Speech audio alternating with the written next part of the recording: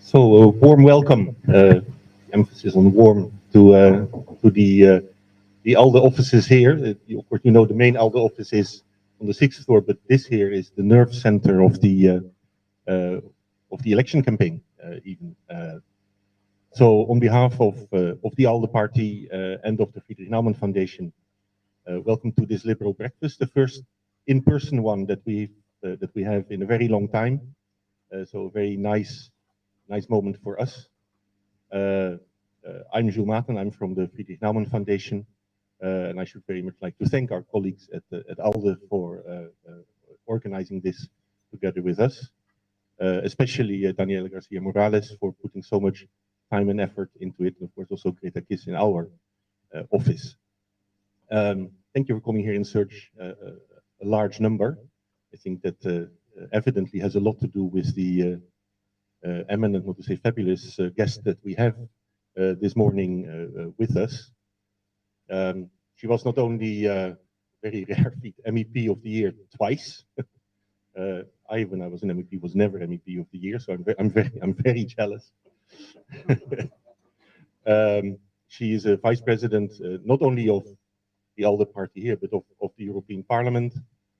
Responsible for security, but also for Latin America relations, amongst many other things. She's quite omnivorous in the issues she deals with. It ranges from consumer protection to digital economy, to international trade, to human rights, foreign affairs. Very impressive.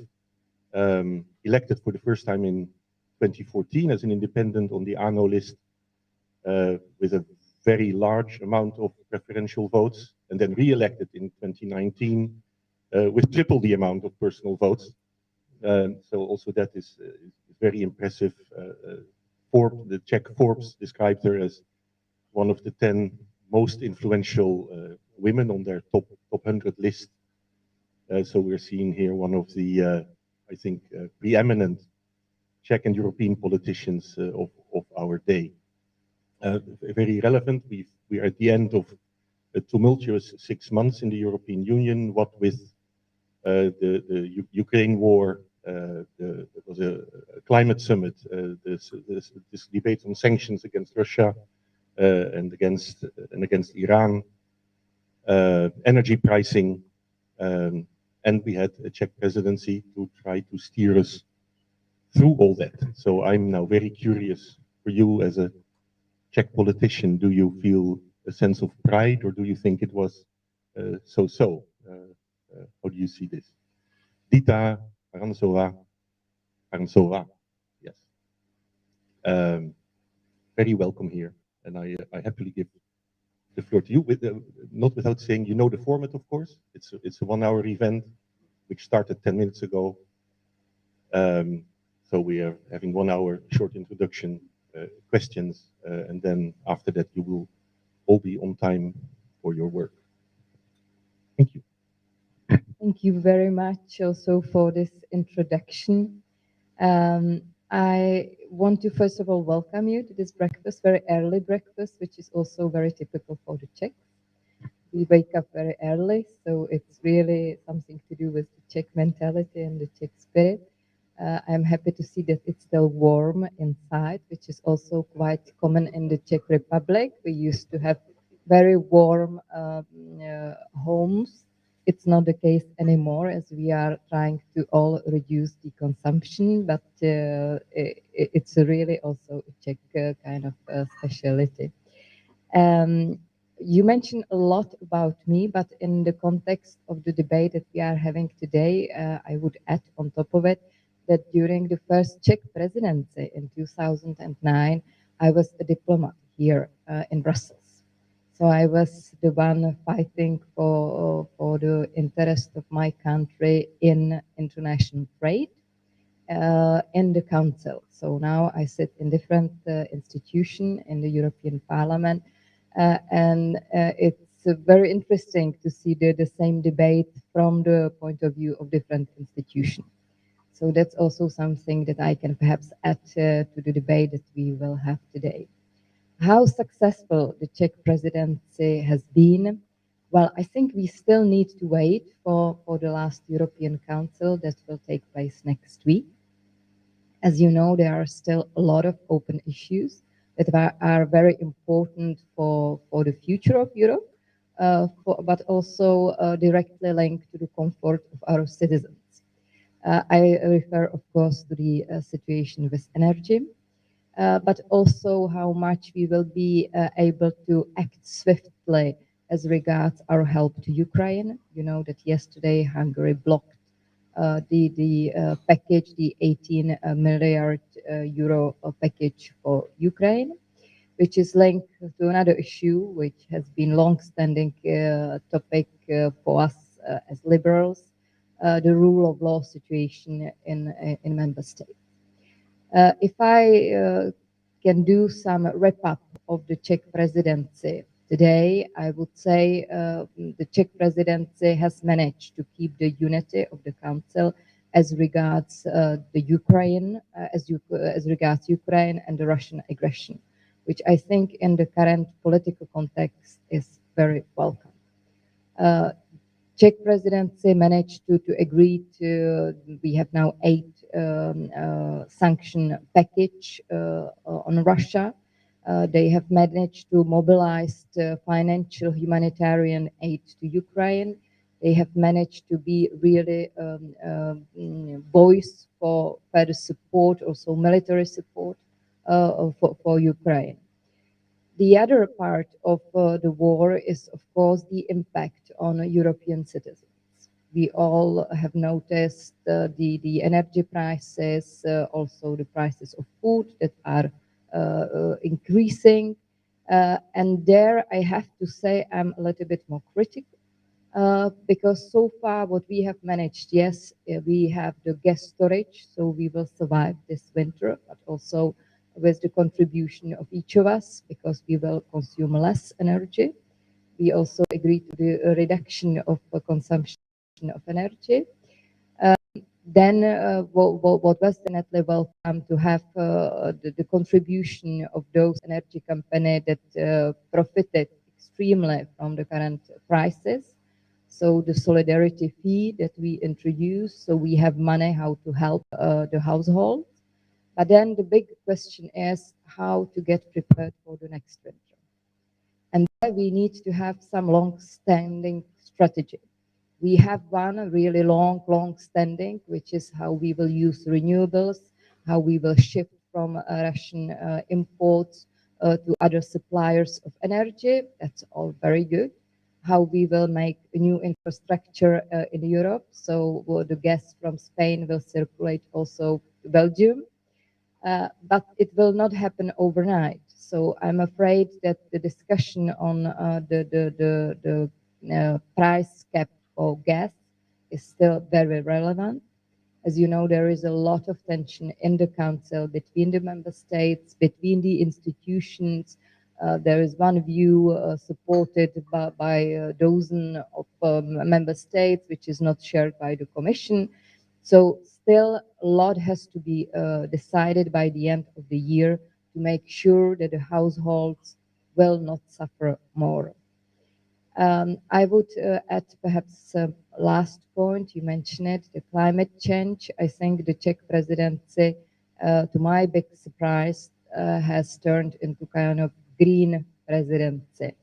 Even so, we have the prime minister who comes from ECR, very conservative party, usually quite skeptical about our Green Deal agenda.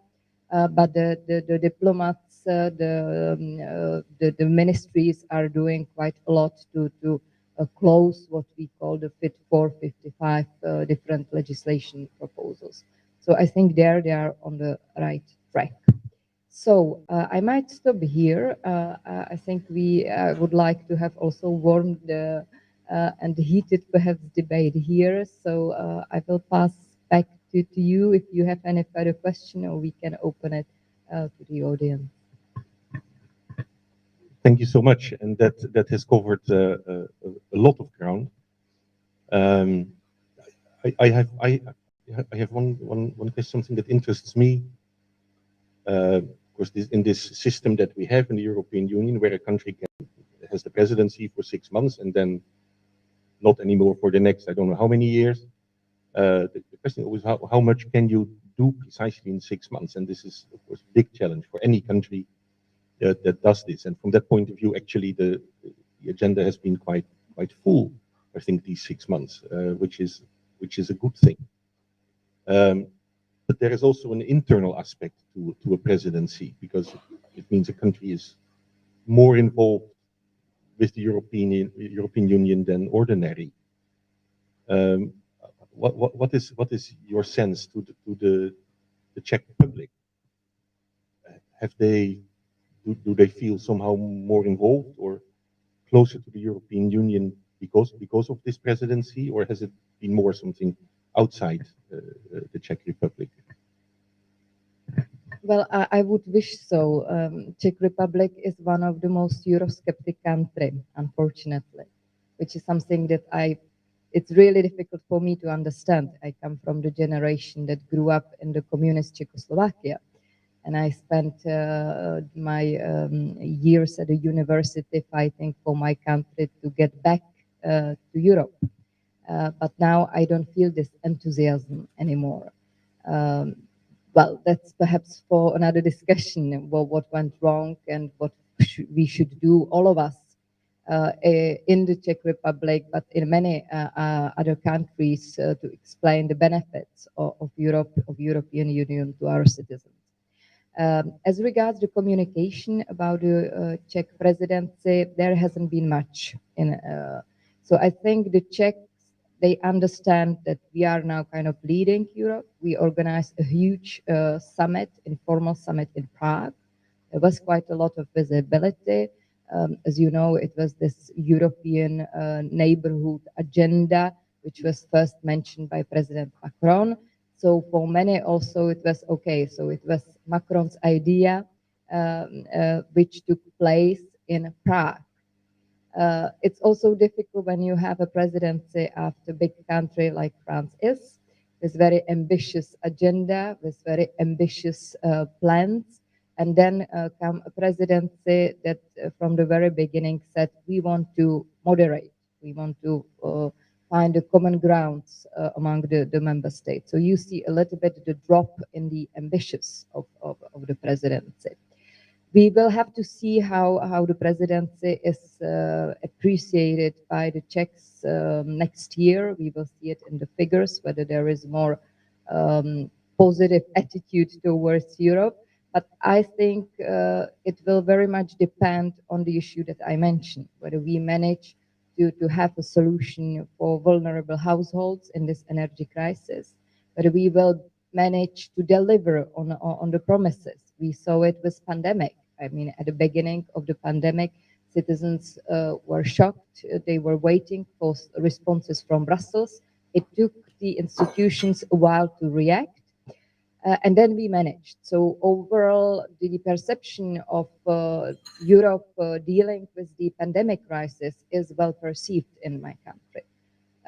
We are not there yet as regards the energy crisis. I think there is a lot of frustration in the eyes of the Czech households, because of course the prices, the bills of energy are skyrocketing, and they don't see the solution. They don't know what's going to happen. How much will I have to pay next winter? Is there any European solution? So, as I said, a lot will depend from the European Council that is taking place next week. So, if we have a solution, if the European Commission can agree with the European Council, with the prime ministers, then with the ministers dealing with energy, then I think it will be a good perception in the eyes of the Czech citizens. Of course, you're completely right that this is not typically just a Czech problem. It's a problem that we see everywhere in the European Union, and for this city, well, these structures here to get used to actually dealing with problems of ordinary citizens is a bit of a new challenge, and how it's being picked in the European Parliament. You're used to that, but the other institutions not so much. And COVID was a first example, and after some stumbling, yes, we got into it. But how is it going to work from now on? It's a big challenge. I should like to open the floor to whoever has some questions. I see 2 fingers at the moment. Gentleman there. You probably need a microphone, because also the audience at home, whom I want to welcome. One well. So here you are. Thanks a lot. Yeah, I will. Yeah, I will. I'm Stefano Spinaci, and I work in the European Parliament, particularly in the European Parliamentary Research Service. So I have a few questions, but I also have an introduction. I think when we consider the balance of a presidency, we always have to consider which part of the year the presidency took place. I think the second half is always shorter in terms of practical terms. We all live in Brussels, and we know this. And then my question is, I would say, is not strictly related to the presidency, but taking into account, I mean, your background, trade, inflation, and what is your view about that, and how the European Union is reacting to this? And then another is about the car sector, which is very relevant also for Czechia. And I think now we're speaking a lot about energy, but the future of European economy, it depends a lot also from the car industry. And what we are doing now, there is not a consensus on that. And the third question is about inflation and how there can be different views according if a country is in the euro area or not, on the influence that it can have on the ECB and on the decision of the governing bodies. And the conclusion is also a prize to the Czech presidency, particularly for the meeting of the European political community. And this was not said by me, but was the Swedish perm rep who really prized in a public event about the very good organization that was done by the Czech people. Thanks. Thank you. Shall we take the second questionnaire as well, and then you can take them together? My name is Anna Vandensky. I work for Europe Diplomatic Magazine. So my question is more international about politics, because you said that we have to look into the next winter. So I presume that you foresee that the conflict will be a protracted conflict in Ukraine. And my question to you, are the negotiations possible after the European Parliament declared that this government is a terrorist state? So do you think that the peace negotiations, the peace talks are possible unless there is a regime change in Russia? That is my question.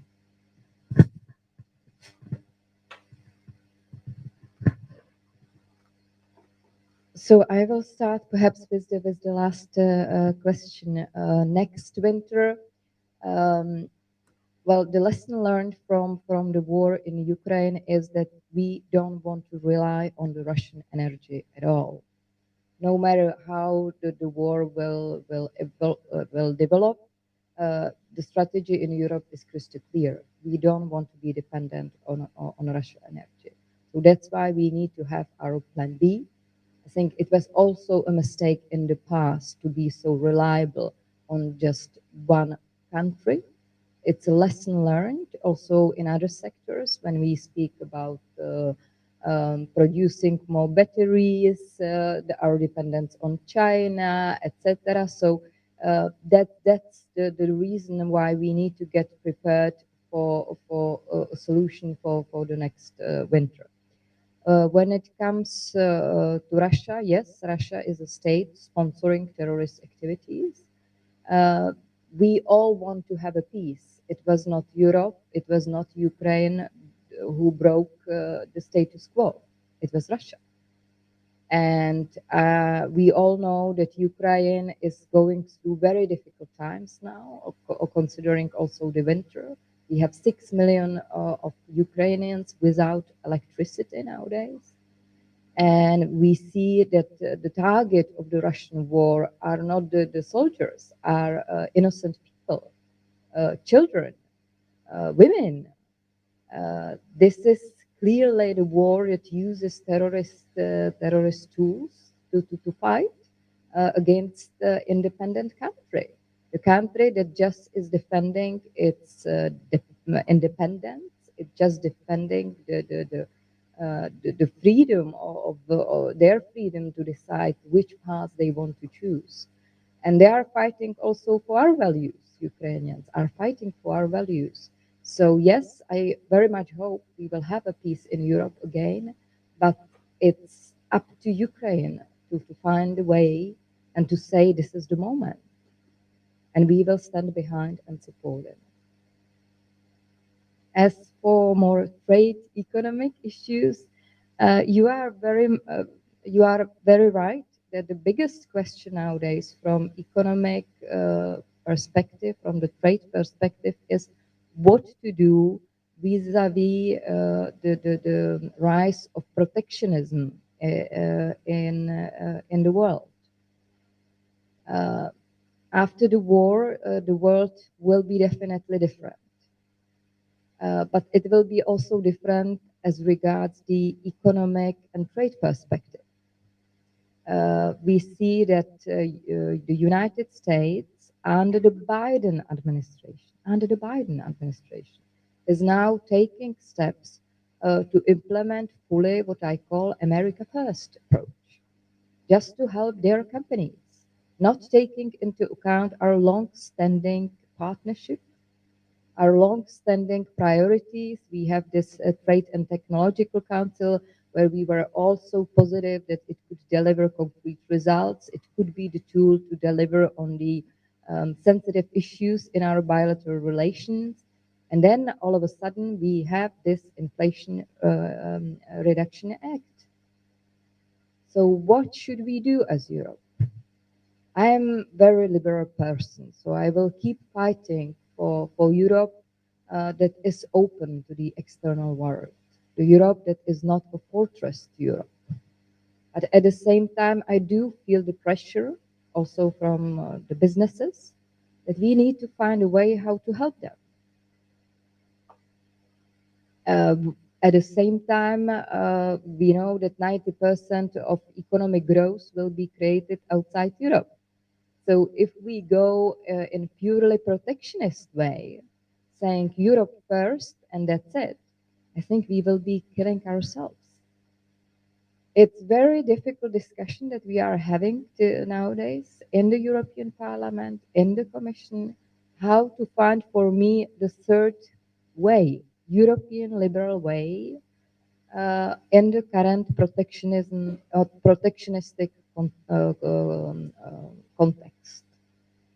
Not an easy question, not an easy response. There is a lot of pressure from different member states that are usually advocating for more protectionist measures in Europe. Let's see. let's see. But as I said, for me, Europe should stay very open, and we should still see our allies and the transatlantic partnership as the most valuable one that we have. On the car sector, yes, it was also during the Czech presidency when we took the decision to end the sales of combustion engine in 2035.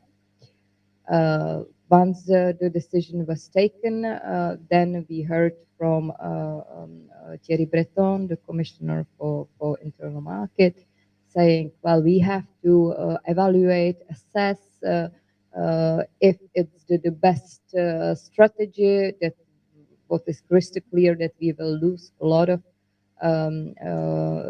of markets if we stop exporting combustion engine to the third countries. It will be China that will replace us.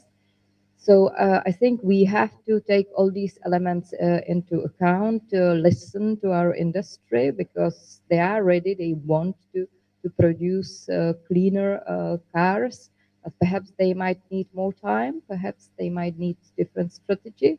And we should not, again, put everything just on one cart. If we say just electric cars, how we will produce all these batteries? We will are we going to have enough infrastructure in every city, in every village in member state? Some countries decided on the strategy a long time ago. My country is lagging behind.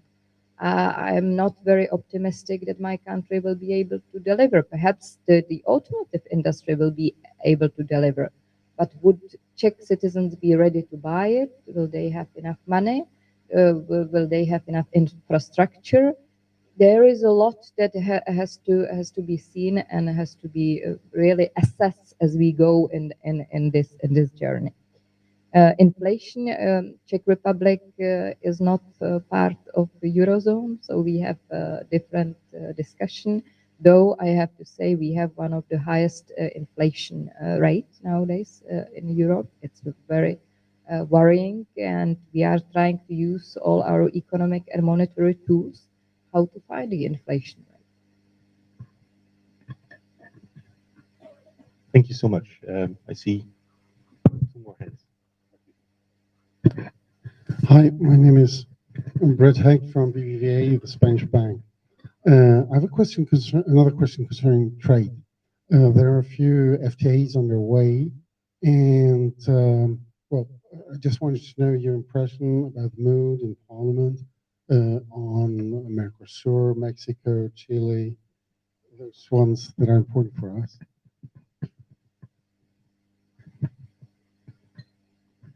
So, Francesco Isetta from Johnson & Johnson. You said a lot about the preparedness after COVID, and I'd like to know what's your view on the future of health policy.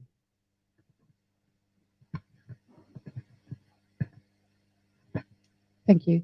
I'm Jeanette. I'm one of the colleagues from the Naumann Foundation in Brussels. I was wondering, you have been referring to Hungary and yeah, their attitude in blocking the support for Ukraine. In general, when the Czech presidency started, there was these questions about Czech Republic positioning itself within the Visegrad group. So I was wondering, in terms of power dynamics within the European Union, to what extent did you see a change over years, due maybe to the rule of law discussion or other debates between Poland, Hungary on the one hand, and Czech Republic and Slovakia on the other? Thank you. Three easy questions, but whether the answers can be so easy, I don't know. There's a lot of discussion on the future of our policy. After it was really a priority during COVID, how you see the future of as a big discussion at the European level at the moment? Yes. Okay. Trade policy. Well, since I'm the one dealing with Latin America, you can imagine my response. I want to see all these agreements ratified as soon as possible. In the case of Mercosur, This is really sad story, I have to say. We've been negotiating this agreement for more than 20 years. Imagine that in 21st century, Europe does not have any trade agreement with Brazil and Argentina. We are losing the market. In the times of the economic and energy crisis in Europe. But the discussion in the European Parliament is very heated, very difficult. And the biggest, I think, the general question is what kind of trade agreements Europe wants to have. In the past, 13 years ago, when I was in the Council, well, it was crystal clear what we wanted through the trade agreements. We wanted to reduce the customs. We wanted to eliminate non-tariff barriers. The list was really trade issues. Nowadays, human rights, social issues, and now we have environmental issues. All of them are very important, but what I keep saying is we should not overload the boat. And how far you go. You say, and that's my arguments for Mercosur. Yes, we want to tackle rainforest in Brazil, but if we don't have this agreement, it's the status quo. If we have the agreement, we have a tool to discuss it. So I very much hope that at least Mexico, Chile would be easier than Mercosur. Let's see with the Spanish presidency coming after Sweden and their huge motivation to deliver on the Latin America agenda. So I'm still very positive, but it's not an easy journey.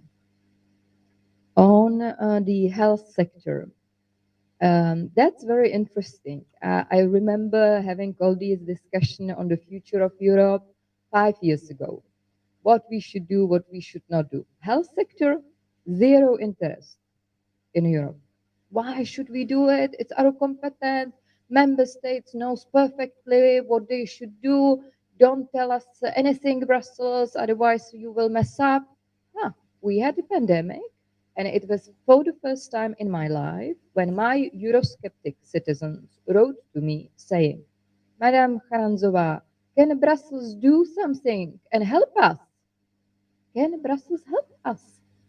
Because when you have the crisis, you understand that it's not your member state, it's not your government who has all the tools how to deal with the crisis. That the benefit of Europe is this huge market and the fact that we are united vis-a-vis the others.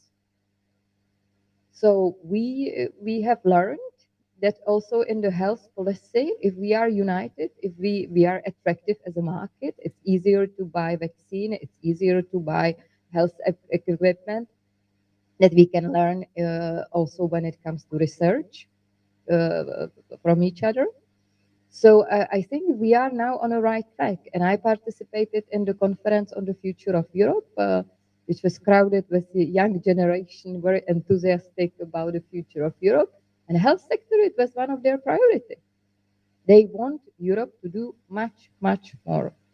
So I think we will, and we see it already nowadays with all these health agencies, that we are empowering them with more responsibility. So I think thanks to the crisis, we have learned that we should do more in health, and we will continue to do so.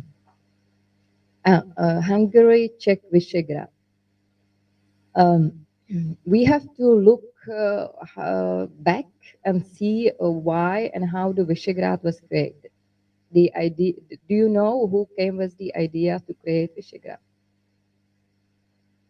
Czech president. Which one?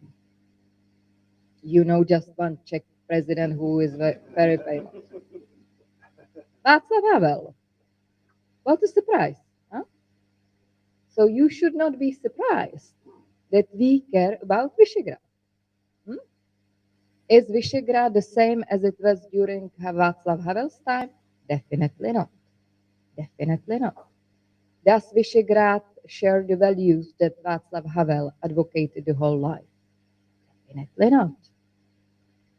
But still, for some politicians in my country, it's very difficult to leave this idea of Visegrad Central Eastern Europe cooperation. I was the one who voted this famous resolution in the European Parliament to trigger Article 7 against Hungary. I voted in favor of this resolution. Few hours after, the national parliament adopted a resolution making a distance from those members of the European Parliament who voted against Hungary. But the discussion has changed a lot in the context of the war in Ukraine. We see what Mr. Orban what cards he is using and how he's playing. So this is also something that Czechs are sensitive. We want to see united front vis-à-vis Russia, given our history, our experience with Russians.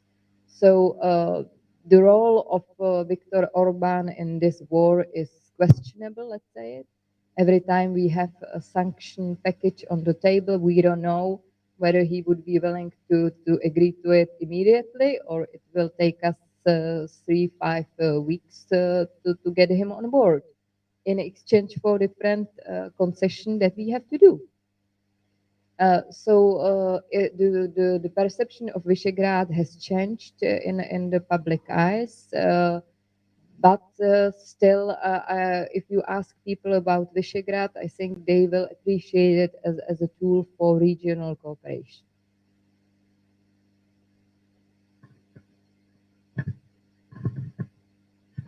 Thank you. Are there any more questions? Do I see? Yes, I see a hand. I don't see who it is attached to. Ah, Sylvia.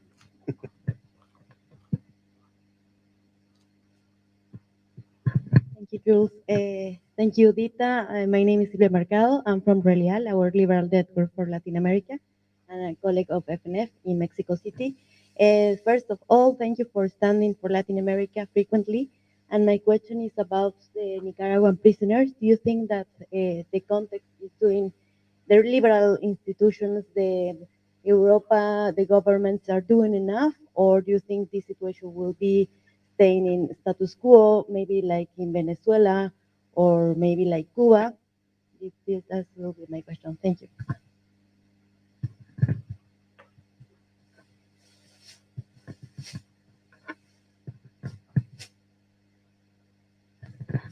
Thank you. Alexander Langara from University in Leuven. Still on Latin America. Obviously, for most topics in politics, there are pros and cons. Your position is clear. What would be your arguments to convince the opponents to the trade agreements, the ones that have been blocking for 20 years? Thanks.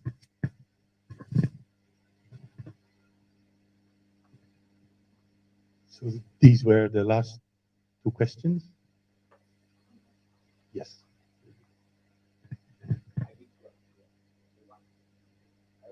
Okay, if you have too short.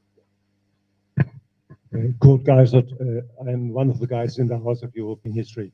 You mentioned Inflation Reduction Act.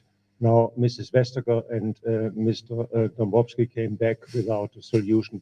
Will it be a topic in the European Parliament to encourage Council and Commission to find a compromise? Okay, and then in order to have two questions. First is we saw a lot of resistance to the Conference of Future of Europe from some institutions, not from the Parliament. But we need to change how the European Union works, especially if we want to have more countries joining our union in a different status and so on. We don't have to lose the next 10, 15 years, because if we, let's suppose that if UK will rethink, we have to be prepared to have the structure to welcome them again. So the first question, how we cannot lose these 10, 15 years to have all the tools. And the second question is about gender equality. I think that at the moment, I mean, we have 3 women at head of 3 important institutions. How we can continue along this path in the future?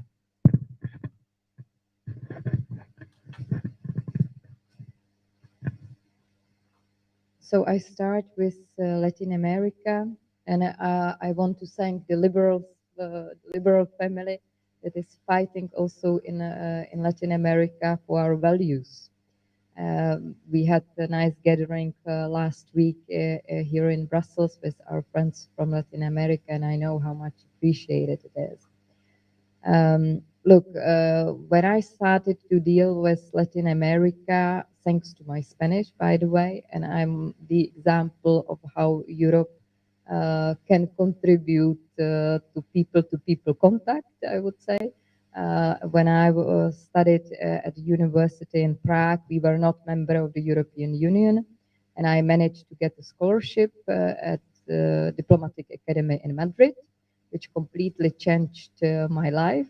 And I always say to my Spanish friends and also politicians that it's the best investment that the government can do. To invest, to attract young students so they have a chance to study in their country, because you create links, you create emotion, yeah, and you are more connected with the country where you studied. So that's why I'm proud now we have all these Erasmus, etc. But back to your question, when I started with the agenda of Latin America, it was, and I'm still hoping for very positive agenda with Latin America, being Mercosur, trade. We need our allies also when it comes to the war in Ukraine, and I spent quite a lot of time to explaining through different media in Latin America what is happening in Ukraine, because they are also overloaded by different fake news about the role of Russia and Ukraine. So we need to explain to citizens in Latin America the reality, what is happening on the ground. But unfortunately, the human rights situation, especially in Venezuela, in Cuba, is not what I wish to have. That we have thousands of political prisoners in these countries. The opposition from Venezuela that basically lives in Madrid, in Europe. It's something where I feel as a Czech, as a person that grew up in the communist regime, and also thanks to the support in international community, I saw the change of my country from coming from the communist regime to democracy. So I feel the responsibility as a Czech now to try to help the others that are struggling nowadays for their freedom and for their future democratic principles. So yes, unfortunately, Nicaragua is now also having a lot of problems in human rights. Bolivia, another country. So the list is getting bigger. And I always say that we need to use our tools as Europeans, how to help the civil society in these countries. And we have the tools with some of these countries. We have agreements. But with Cuba, when we signed up to this cooperation agreement with Cuba, it was European Parliament who said, wait a minute, we want to have a special chapter on human rights, to have human rights dialogue. Is it working? It is not. And I'm very critical how the whole agreement is implemented. We are sending a lot of money to Cuba. And is it implemented in a way that I wish so? No.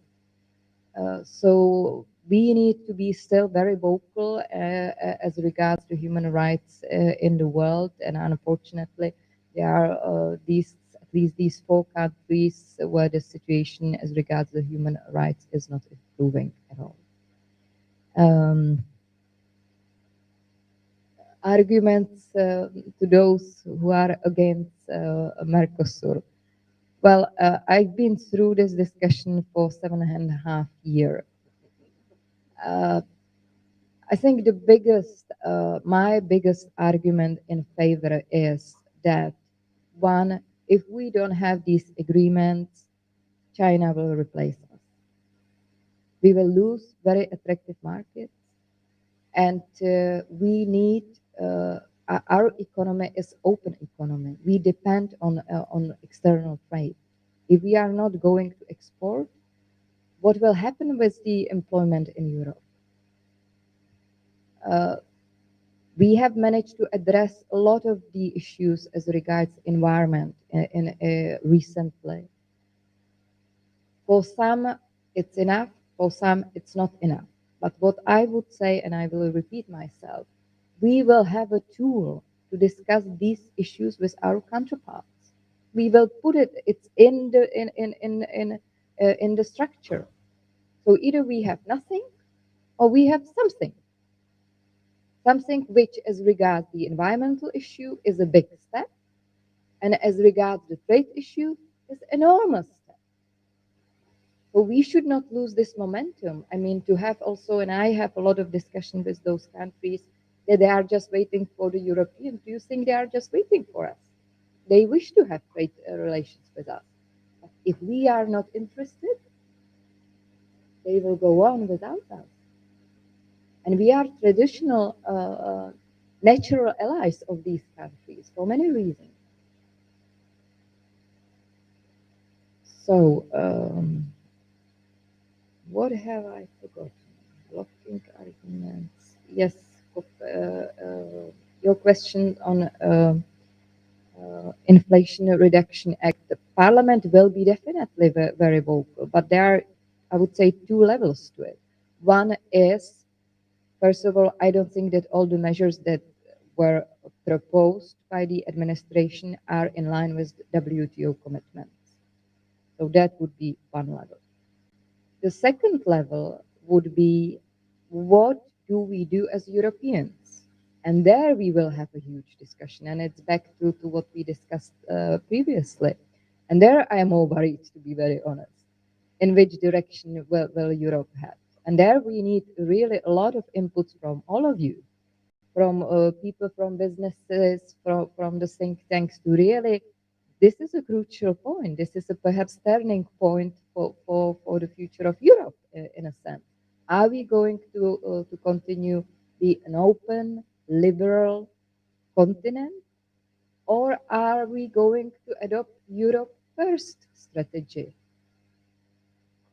But this is the discussion that we will have. On the conference on future of Europe, and also speaking about the Czech presidency, I have to say that the Czech presidency hasn't delivered much on the conference of future of Europe. They were resistant from the very beginning. Let's see if the Swedes are more interested. I doubt. But we need a change. We cannot continue like this. I mean, even after the pandemic, after energy crisis, the vetoes that we see every time when we need to adopt sanctions, this is not the most efficient Europe I see. So and you know, to listen to all people that participated in the conference on future of Europe, that they are waiting for the results. They haven't spent 1 year drafting recommendations, thinking, discussing, and they put it on the table. It's there, and we cannot just say thank you very much, see you next time. We have also certain responsibility vis-a-vis all the citizens that participated in this process. Gender balance. I mean, I'm very proud that we have a female president of the European Parliament, a young one coming from the new member state. And I think this is the example also to follow. And I hope that we will continue to have the representation, gender balance representation in all European institutions. Thank you very much. Thank you. Anybody who has regretted not asking a question? If not, just one final one for me, because I think you've just touched on the absolutely crucial issue. Are we going to grasp this opportunity? There seems to be a window of opportunity because of all the crises, paradoxically enough, to make some progress in areas of improving Europe. What do you see? Are you hopeful that we will succeed at this? Because you see moves in different directions. On the one hand, you see also governments talking about more or better integration. At the same time, you see a certain resistance for the new ways. like with the trade agreements, like with health policy, where we are somehow stuck in this mantra that this is a national thing and Europe has nothing to do with it, although we know that that's not actually the case if we want to do something for our citizens.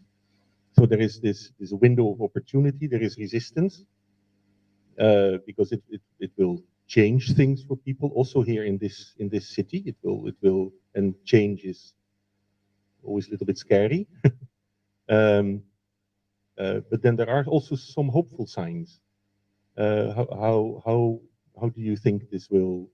Of course, this is, it's looking into a glass onion. But how do you think this will develop? And then we simply have that also as your closing words. Well, I don't have the magic ball to see what's going to happen. And I have to say also, when I joined the European Parliament back in 2014, I never thought I would see a member state leaving the European Club. So we really don't know what can happen, but I'm a very optimistic person. So I hope that since I had I don't know if it's an honor, perhaps honor to say goodbye to our UK member of the European Parliament. I was chairing the last session with the British members. Perhaps I will have a chance to say, welcome back. But you portrayed it very well. There are different well, challenges, let's put it, for us. But is it for the first time that we go through this period? No, we went through it in the past, being migration, Eurozone crisis, enlargement challenges. We went through it. And what happened every time? We managed. Sometimes it took us longer, but we managed and we became stronger. So let me finish on this positive note that it's not easy. And again, I would ask you to be active in the discussion that we are having nowadays in the European Parliament, in the European Commission, in the Council. Be vocal on your vision, on what we should take into account, but I'm positive that we will get through it. Thank you very much, and I wish you wonderful time. Thank you. Very well, and that concludes our proceedings for this morning. Thank you so much for being here. I see that there is some breakfast left, so if you are hungry, I'm sure that you will be welcome to have some. Thank you for your active participation.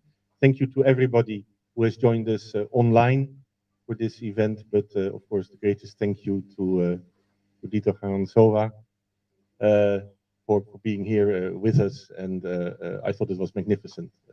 Thank you very much.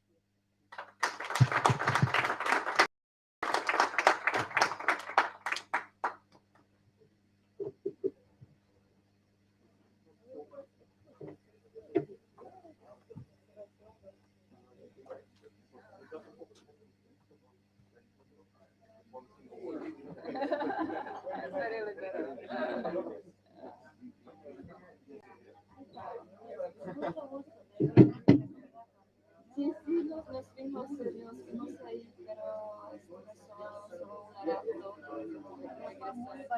Sí, a mí me encanta. También la conversación con María Corina Machado es mi pasado. Creo que fue igual. Así, sí, sí, cuando ojalá que tengamos en América Latina. Espero sí. El año que viene quiero organizar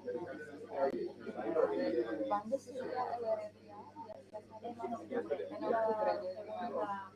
Una parte de octubre. Voy a hablar con Laia para ver si podemos. Yo que quería, porque nunca he estado. Nunca. No me fui una vez, pero aquí, imagínate, estuve en el avión de Madrid hacia México y había un problema con el avión y tuvimos que regresar a Madrid. Pues me fui con el avión, estábamos, no sé, después de 3 horas en el Atlántico y como había problemas técnicos con el avión, tuvimos que regresar de nuevo a Europa.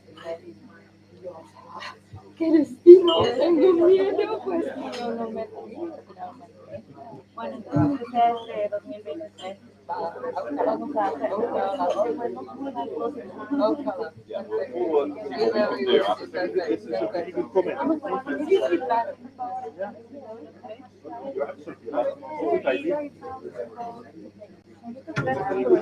Thank you so much.